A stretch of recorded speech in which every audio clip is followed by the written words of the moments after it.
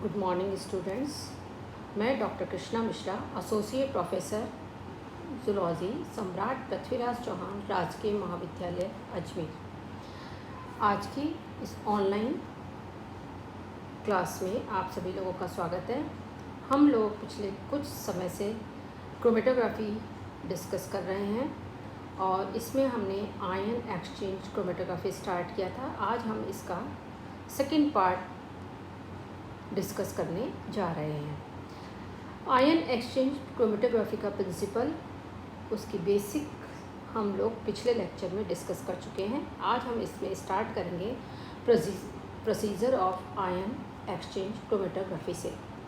Ion exchange separations they are carried out mainly in columns packed with an ion exchanger, यानी कि columns के अंदर ही carry out होता है और ये कॉलम्स जो हैं वो आयन एक्सचेंजर जो है उससे पैक्ड रहते हैं। जैसा कि मैंने पिछले लेक्चर में आप लोगों को बताया था, कैटायन एक्सचेंजर और एनायन एक्सचेंजर्स जो हैं वो कॉलम्स में प्रेजेंट होते हैं। The choice of exchanger depends upon the charge of particles to be separated. The separate anions anionic exchanger is used to separate anions, and ionic exchanger is used and to separate cations, cationic exchanger is used. First, the column is filled with an ion exchanger. Then the sample is applied, followed by the buffer. यानी कि सबसे पहले जो column होता है उसके अंदर ion exchanger डालेंगे। वो कैटायनिक एक्सचेंजर भी हो सकता है और एनायोनिक एक्सचेंजर भी हो सकता है। उसके बाद में सैंपल जो है वो उसके बाद में डाला जाता है। The tris buffer, pyridine buffer, acetate buffer, citrate and phosphate buffers they are widely used. Buffer के फॉर्म में कौन कौन से बफर यूज़ होते हैं? Tris buffer, pyridine buffer, acetate buffer, citrate and phosphate buffers. The particles which have high affinity for ion exchanger will come down the column along with buffers. In next step, using corresponding buffer separates the tightly bound particles. Then these particles they are analyzed spectroscopically. यानी कि buffer के साथ जो है जो ions जो हैं उससे जुड़े हुए होते हैं उनको अलग किया जाता है, उन्हें सेपरेट किया जाता है और उसके बाद इन पार्टिकल्स को एनालाइज किया जाता है। अब कौन से आयन एक्सचेंज रेजेंस जो हैं उनके क्या क्या टाइप्स हो सकते हैं और कौन से उसमें यूज़ होते हैं? मेनली दो मेन ग्रुप्स होते हैं मटेरियल्स के जो कि आयन एक्सचेंज रेजेंस की फॉर्म में यूज़ होते हैं। एक तो पॉलीस्टीरीन और दूसरा सेल्यूलोज। ये रेजेंस जो होते हैं they are made from both of these material differ in their flow properties, ion accessibility and chemicals and mechanical stability. ये दोनों जो होते हैं पॉलीस्टीरीन और सेल्यूलोज, इन दोनों में काफ़ी ज़्यादा डिफरेंस होता है। फ्लो प्रॉपर्टीज़ अलग अलग होती हैं, इनके अंदर केमिकल्स अलग अलग होते हैं, मैकेनिकल स्टेबिलिटी अलग अलग होती है।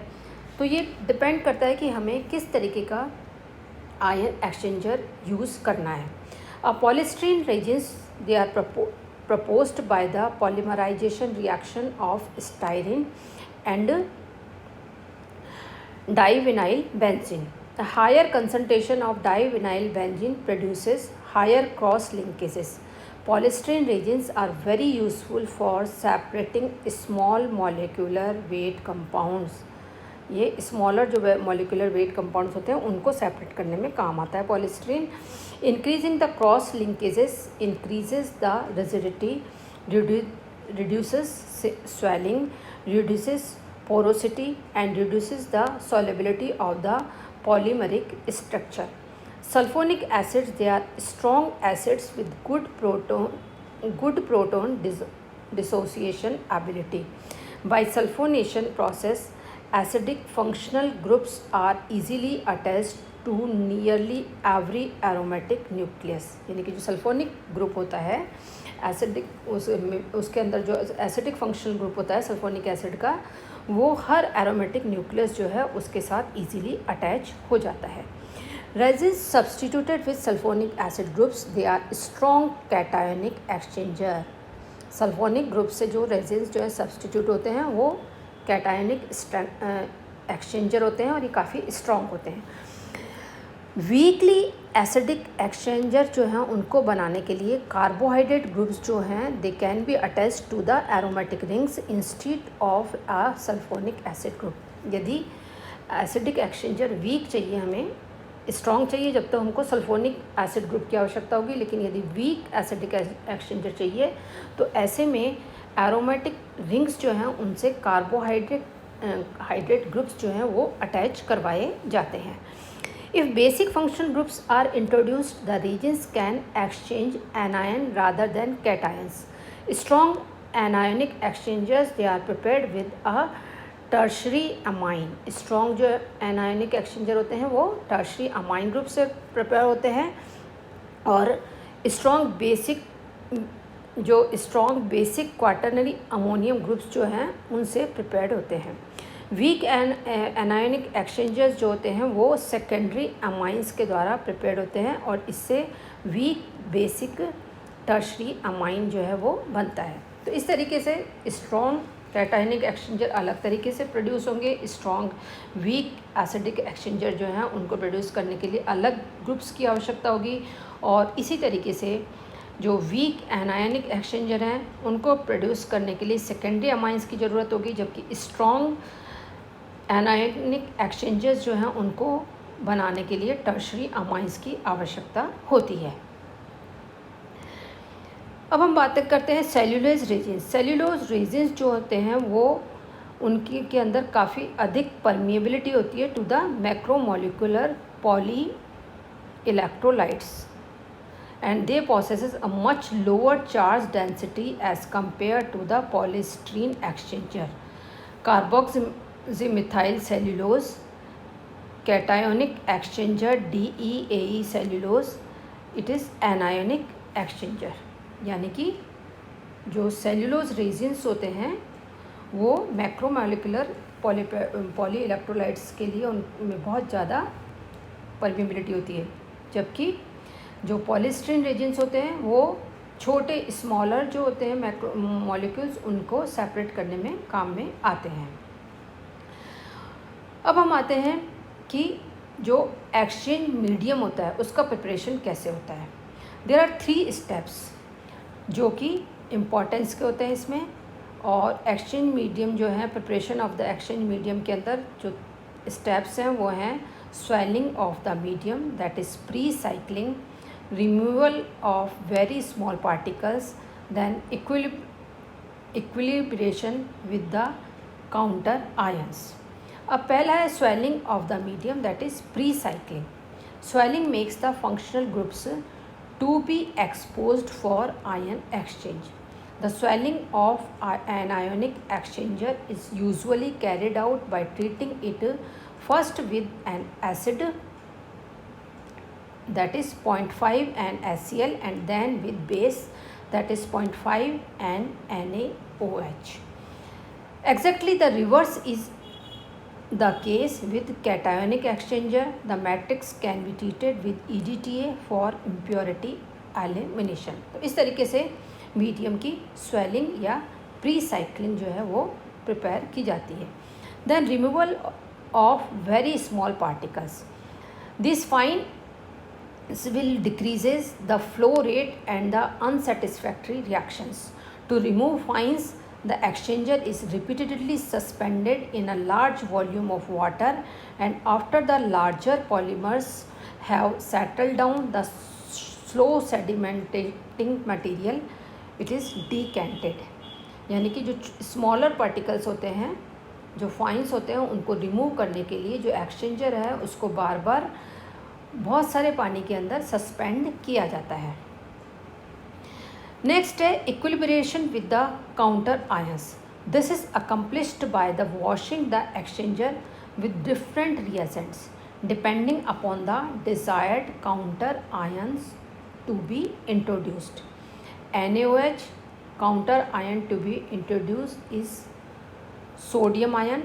HCl counter ion to be introduced is hydrogen, and NaNO3 counter ion to be introduced is NO3. In this diagram, we can see the ion exchange chromatographic procedure.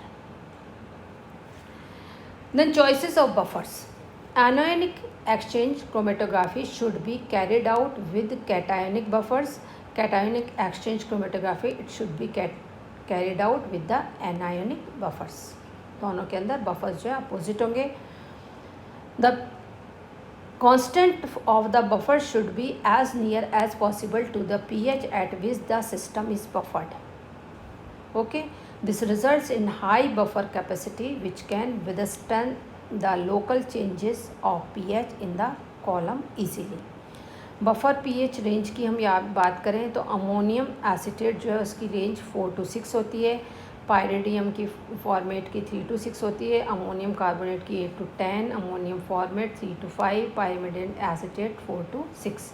ये अलग अलग जो केमिकल्स हैं उनकी बफर रेंज जो है pH जो है वो बता रखी है. So now we will come to the important aspect of ion exchange chromatography, that is application of this chromatographic procedure. An important use of ion exchange chromatography is in the routine analysis of amino acid mixtures की analysis करता है. जो principal amino acid हैं 20 from blood serum and from the hydrolysis of the proteins they are separated and used in clinical diagnosis. This is most effective method for water purification के लिए effective है.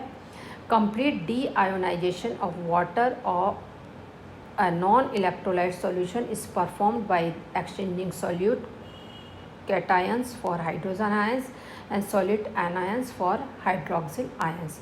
This is usually achieved by methods it is used for softening of drinking water. In the analysis of products of hydrolysis of nucleic acid जो हैं उनके products की hydrolysis में भी analysis करते होती है ion exchange chromatography से. In this way, information is gained about the structure of these molecules and how it relates to their biological function as carriers of hereditary information. Chelating reagents they are used to collect the trace metals from seawater and to analyze lunar rocks and rare trace elements on the earth. ये सारी की सारी जो है significance है ion exchange chromatography की. अब advantage क्या है? एडवांटेज जो है दूसरे यदि क्रोमेटोग्राफी से कंपेयर करें तो इसकी बहुत सारी एडवांटेज हैं आयन एक्सचेंज क्रोमेटोग्राफी की. It is one of the most efficient method for the separation of charged particle. It can be used for almost any kind of charged molecule including large proteins, small nucleotides and amino acids. Ion exchange is used for both analytical and preparative purposes in the laboratory, the analytical uses being the more common. Inorganic ions they also can be separated by ion exchange chromatography. तो ये हैं इसके advantages. Limitation की यदि बात करें तो इस क्रोमेटोग्राफी की लिमिटेशन ये है कि इसमें केवल चार्ज्ड मॉलिक्यूल जो है वही सेपरेट हो सकते हैं, जो मॉलिक्यूल चार्ज नहीं है वो इसमें सेपरेट नहीं हो सकते हैं. तो ये हमने 2 लेक्चर्स में आयन एक्सचेंज क्रोमेटोग्राफी जो है उसको डिस्कस किया. मेरे नेक्स्ट लेक्चर में हम क्रोमेटोग्राफी जो है उसके अगले टाइप के बारे में बात करेंगे. Thank you.